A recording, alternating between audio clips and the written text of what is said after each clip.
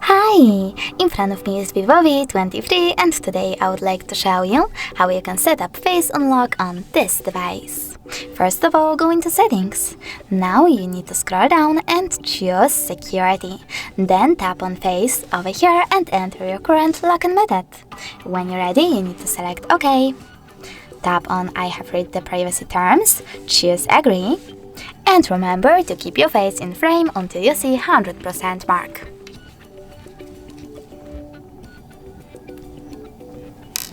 Now you need to select OK at the bottom, and following that, manage all of those options of Face Unlock however you wish to. When you're ready, click on Home button, and now when I turn off my screen and then turn it back on, I can see that Face Unlock is working properly, so all I need to do is swipe up to open this Vivo. Thanks so much for watching. If you enjoyed this video, leave a like, comment and definitely subscribe. Bye!